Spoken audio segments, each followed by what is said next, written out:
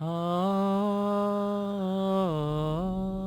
one of the monks. I also write the music for Halo and work on the sound design. I'm Marty O'Donnell, and this is my little friend. Bigger than you think, O'Donnell. Joseph Staten, I do all the cinematics and otherwise pester Marty. Yeah, all the time. But we have to work together as a team because, well, what is visuals without audio? That's true. Good point. And this is an excellent example of just that, Right, that relationship, This Marty. opening, somewhat cutscene, but you still have control of the camera, but action is still happening on the screen. Hey, this actually happens a lot in the first level, which is what we're seeing now. The player is actually taking camera control away from me, Right. which makes me nervous. But at the Right. same time, sets up really cool cinematic moments that we've just essentially Kaboom! set up different things that are going to happen in the environment, be they explosions that trigger when you run by them, or guys that run up to you and have something important to say, little in-level cinematic Every moments piece that of are very shrapnel cool. has its own metallic hit sound when it hits, and you know where it's hitting because you have surround sound on, everybody, right? Don't badger them, Marty. Oh, if they well, have sorry. the system, they'll use it. It's a good system. But really, this whole first part of the game, when you're on your ship, the Pillar of Autumn, this big, massive, kilometer-long cruiser, you are essentially being boarded by the aliens, and we really wanted to give the player in real time that feeling of panic, terror, as the aliens tear through your ship. And there's Mendoza. Mendoza, actually, the Marines each have unique personalities and names. And look because, at that throw. That's a great grenade throw. Great moment. So every time you meet a new Marine, he's going to, well, maybe have something interesting to say, but he's going to have a unique voice, and that voice will stay with him throughout his lifetime. Which is brief. If you're trying to protect them. Marty.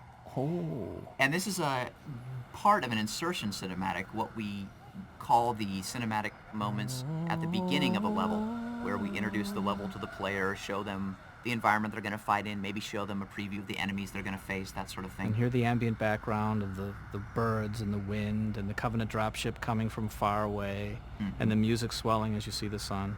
And this is actually a pretty Of challenging course, you're environment. not hearing that at this moment. You're hearing us. Right, sure. But, okay, just pretend.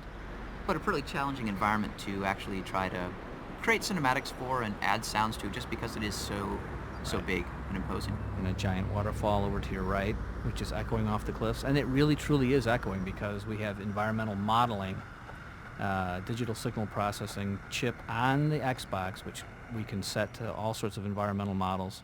Like this is a huge room with a really big echo. And this is the Arnold Schwarzenegger shot. I don't know why you refer to that as the Schwarzenegger shot. Don't you when remember it's that movie? clearly a sort of Godard. Godard. Anyways, Yeah. that's another insertion cinematic, again, showing the player who they're going to fight, where they're going to fight them. Yep. And if you're quick enough on this level, you can actually steal one of the Banshees, this alien flying vehicle, from the aliens before they're able to get into it. And to show you how big it is, I think if you were to get in this Banshee and just fly straight across to the other side, it still takes you like 20 seconds. It's a really big... And every one of those little plasma hits, when it hits the wall, has its own little unique burning sound. Which was actually- partially my mouth noise, by the way, for those of you who didn't know that. That's gross, dude. Yeah, okay. But, Mouth I mean, noises are good for games, trust me. Because you know they're what, everybody good for else... something else, Hey, too. hey, Edit that out. All right. Yeah. Okay, so where are we? Look at those hooves that these guys have. Those creatures are great. You know, whenever you kill one of those creatures, you should definitely get up close and just look at it for a while, because it's unbelievable what it looks like. Actually, we don't really spend a lot of time luxuriating on and actually showing you the aliens in the cinematics, Right. which is too bad, because every little piece of them has a sound when it clanks. This hunter's armor, his shield, Right. for Even example. when he's breathing, he makes sounds, and it's tied directly to the way his idle animations work, and then his action animations. My favorite sound I think I've heard that you've created so far, Marty, though, is when you sneak up behind one of these hunters Yeah. and you melee attack them in the game, Yeah. and then, I'm not going to spoil it, but you just got to listen to the sound they make when they die, when they fall forward and die. Gabonk. It's good stuff. Think watermelon Yeah, wrapped there up you in go. a big thing of With a- tin foil. Right, baseball Hitting bat. the ground. Yeah. So this is good here. You get the sniper rifle. You get in close. Hey, Does this Marty, remind you of anything? Does this look familiar, Marty? Oh, take that! Yeah, but I was on that other end. Oh wait, if that didn't look familiar, does this look familiar? No. Oh, Martin! What? Oh. Ooh. Yeah, That should remind you of every single time you ever faced me in multiplayer, muchacho. I know.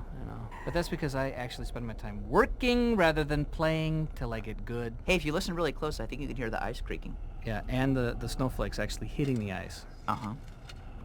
Every detail is in this game. And the cool thing about, well, I mean, this is just cool, right? This is totally cool. I'm sort of mesmerized by it. Take that, dang! Yeah. And actually, the first And the time I saw ghosts this, the coming ghosts out, that actually is coming so out cool. of the thing. That's great. The physics are really fun to work with. So when we actually attach sounds and they work with the actual physics of the environment, that means the sounds do things that we weren't even planning on them to do once you start working with them in the environment. So as the hovercraft gets nearer and further away and bounces, the sound actually responds. And crash, there you go. Sound of metal crashing into metal. What you're saying, Marty, is it's all about putting the puzzle pieces into place and then just letting the player go. Letting Jason Jones make it happen. There you go. He's the man. There you go. See, I know who's the kiss. Oh, sorry. And there's the tank that looks broken, but it's not. See, because he starts it up. And working on engine sounds for these things is also a blast because the engines, you can tell exactly what's coming at you from behind. Something's coming at you from behind. You can tell some little creature walking up to you or some huge tank driving up to you. You don't even have to see it. A lot of the time in Halo, when you're going through these big environments, we are built in moments of transition. This, though we haven't created the cinematic for it yet, is going to be one of those situations where you come into a new environment that's huge and massive and you want to show it in third person and figuring out a way to pull back and say, hey, This is how big. this is how big and cool it is. Kaboom! Oh.